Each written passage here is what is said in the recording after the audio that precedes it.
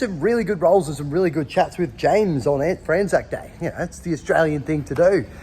So I thought I'll show you one of our rolls and I'll just voice over a little bit of what we chatted about. Have a look. When you get in your feels about stuff, it's because you really care about it. Pause. We do jiu-jitsu, we put a lot of time and effort into it, and we really care about getting objectively better and better. A lot of the time we're basing that on how we've gone with our rolls today or this week as compared to our rolls yesterday or last week. And yeah, really kind of tying a lot of emotion into that. And that's cool. Like, that's important. That drives progress. It's awesome. However, can be very kind of disheartening, especially when you start to get higher and higher levels and you start to push yourself to train more and train harder, and you get, hard rounds in, you'll get tired, you're going to get beaten up, you're going to come up against people that are a lot better than you. That's awesome. That's part of the journey.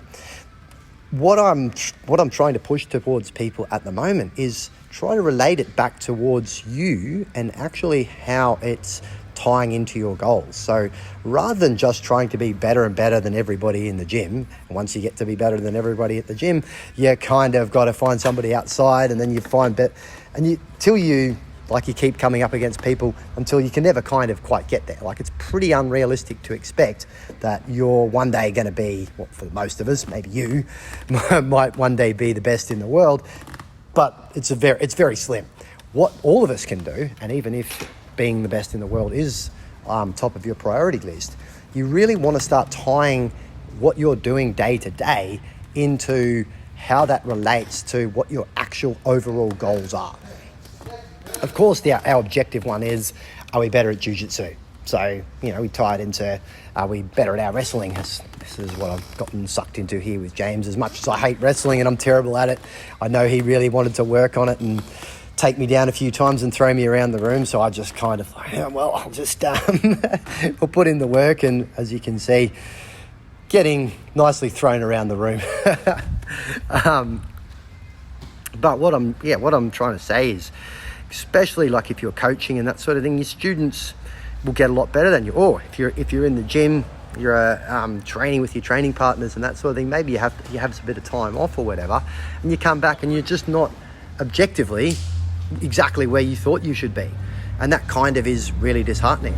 But if you tie that back into your goal, say for instance your goal is self-defense, basically having a bit more confidence, and you're just wanting to keep that fit and healthy lifestyle, and you're just wanting to see gradual improvement. So the best thing you can be doing is working on one or two things at any given time, according to what your jiu-jitsu plan is and where you feel like you need to be working. That's great. So you start doing that, then you have a little bit of time off or whatever, or maybe you haven't had a bit of time off, but you just don't feel like you're getting the progress, and you feel like, the full-time athletes are kind of beating you up and giving you a really hard time, and you're kind of like, far out, I'm just actually not getting there. If you put that aside and don't tie your emotions into how you think other people think that your jiu-jitsu and your journey's going, but you tie it into, hey, I'm actually getting in the 3 times a week because that's what I said that I was going to do.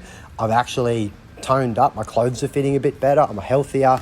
And, I've hit a Kimura trap for the first time just the other day. Then as far as you're concerned, everything is all on track and everything's going perfect. So even though you mightn't, compared to the people that you're rolling with, you might have actually taken what looks like a backward step, as far as your goals are concerned, you've actually stepped up and you've actually gotten forward. So it's you know what I mean? Like, something that objectively looks like a bad thing to you could be the best thing that has happened to you so far. So it's really important to remember that.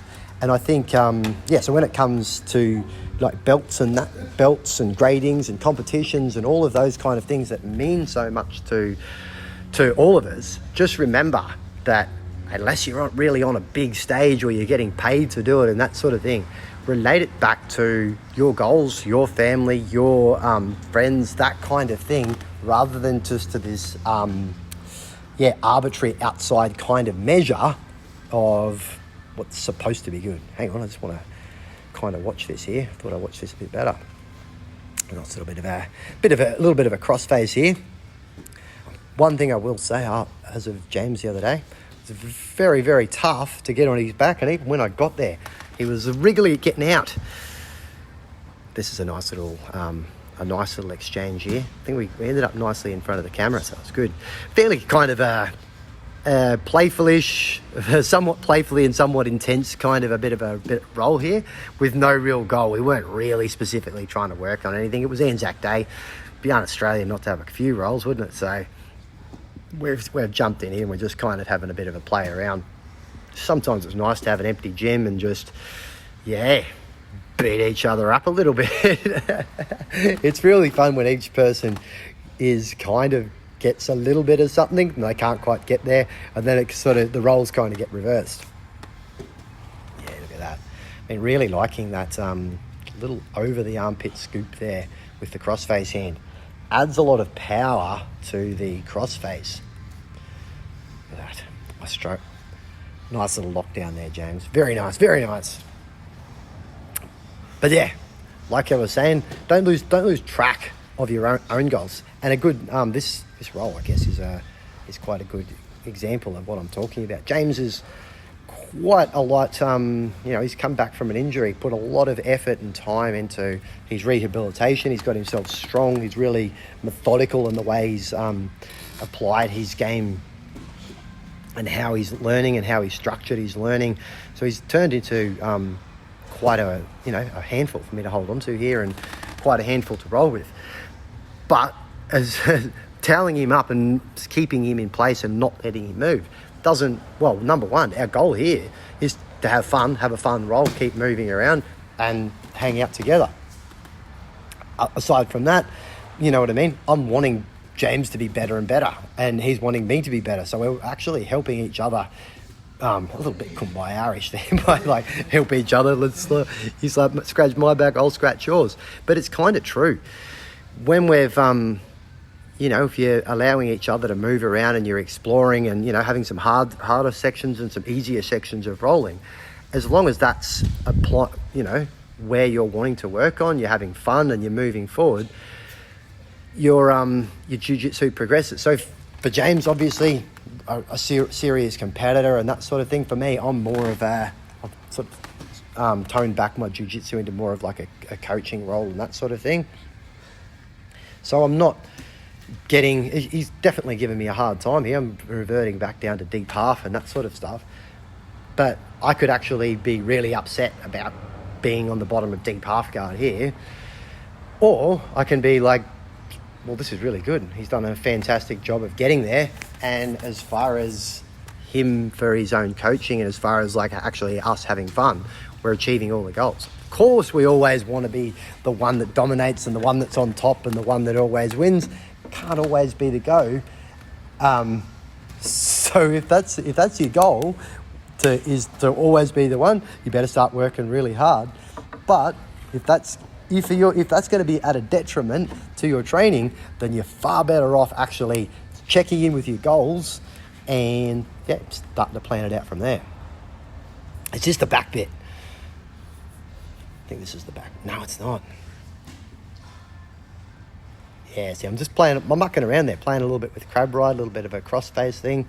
He's shutting down my crab ride just too much. Very nice. Very nice. Yes. But yeah, if you've got any thoughts around your goals and structuring your training to meet your goals, not just to objectively become the best in the world at jiu-jitsu, but you're definitely interested to hear from you. Where's my talking voice? I probably should wrap this up here a little bit because I think it's coming near to the end of the video.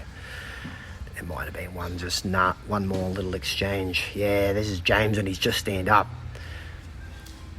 Yeah, he nearly got me with an anaconda there, so I didn't want his foot. I really wanted an anaconda. Yes. Oh. That's right, run away. Oh, good times.